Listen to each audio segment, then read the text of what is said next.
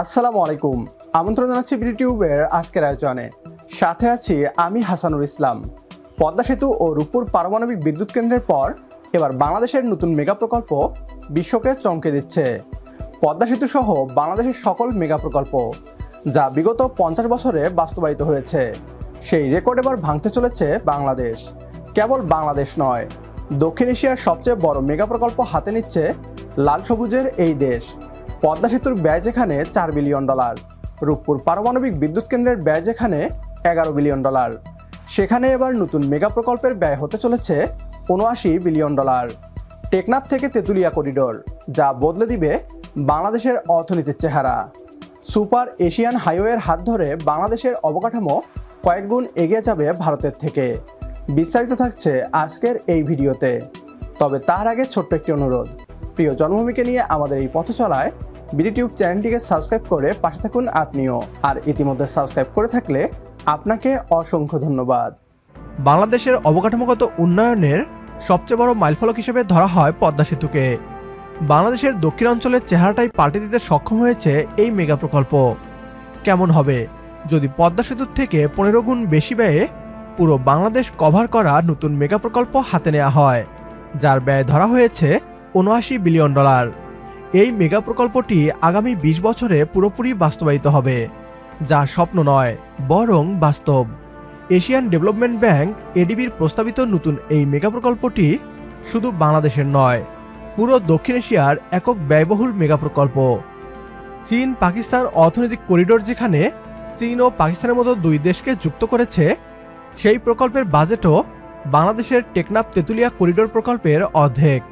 এখন প্রশ্ন হচ্ছে, কি থাকছে এই প্রকল্পে, কেন এর বাজেট এত বেশি এবং এটি কিভাবে বাংলাদেশের অর্থনীতিকে পাল্টে দিবে। বাংলাদেশের ইতিহাসের সবচেয়ে ব্যয়বহুল ও সর্ববৃহৎ infrastructure development Tetulia Teknaf economic corridor বা টিটিইসি এর কাজ আনুষ্ঠানিকভাবে এগিয়ে নিতে শুরু করেছে বিএনপির সরকার। প্রায় $79 বিলিয়ন ব্যয়ে তৈরি করা হবে এই super Asian highway, high speed railway এবং উন্নত শিল্পাঞ্চল।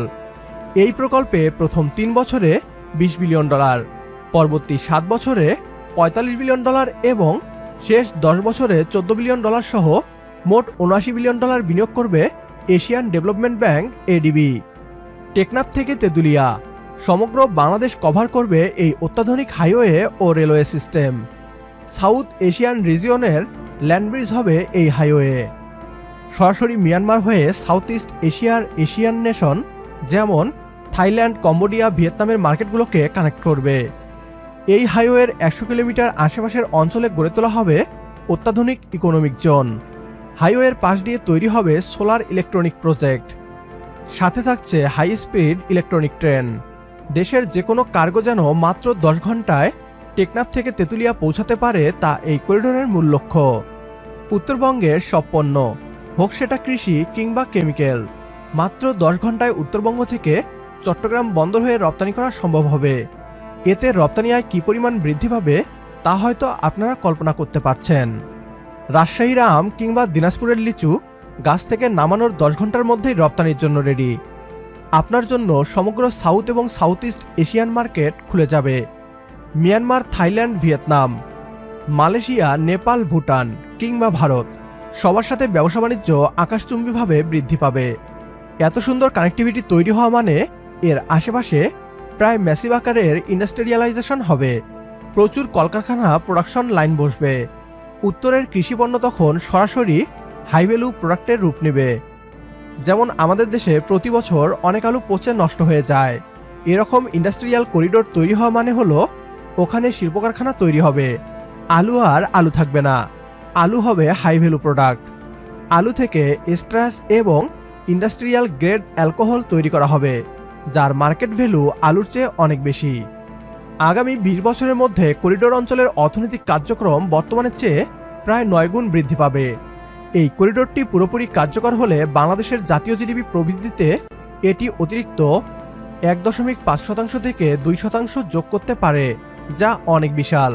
2036 সালের মধ্যে এই করিডোর অঞ্চলে 70 লাখ থেকে 1,50,00,000 লোকের কর্মসংস্থান হবে। আশা করা হচ্ছে 2050 সালের মধ্যে করিডোর অঞ্চলের মাথাপিছু আয় হবে 12,000 মার্কিন ডলার। 900 কিলোমিটার দূরত্বের এই করিডোর থেকে তাত্ত্বিকভাবে 1,500 থেকে 2,500 মেগাওয়াট বা তারও বেশি সৌরবিদ্যুৎ উৎপাদন সম্ভব, যা একটি বড় পারমাণবিক বিদ্যুৎ কেন্দ্রের ক্ষমতার সমান। সব মিলিয়ে বাংলাদেশের নতুন মেগা প্রকল্প টেকনাফ তেঁতুলিয়া করিডোর বাংলাদেশের চেহারাটাই পাল্টে দিবে।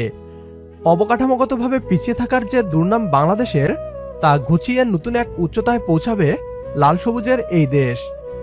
দুর্নীতি এবং অর্থ পাচার না হলে, সেই সাথে যথাসময়ে এই প্রকল্প শেষ হলে এর প্রকৃত সুফল আমরা পাব। বিএনপি সরকারের মাননীয় প্রধানমন্ত্রী তারেক রহমানকে এখন দুর্নীতিমুক্তভাবে প্রকল্প করে দেখাতে হবে। তাহলেই মানুষের আস্থা এবং ভরসা বৃদ্ধি পাবে। একমত হলে কমেন্ট বক্সে ইয়েস লিখে জানিয়ে দিন আমাদের। সেই সাথে ভিডিও শেয়ার করে দেখার সুযোগ করে দিন আপনার বন্ধুদের। আপনার একটি শেয়ারে হয়তো অনেকেই জানবে বাংলাদেশের ইতিবাচক খবরগুলো। আজকের ভিডিও এ পর্যন্তই। পরবর্তী ভিডিও দেখার আমন্ত্রণ জানিয়ে বিদায় নিচ্ছি আজ। আল্লাহ হাফেজ।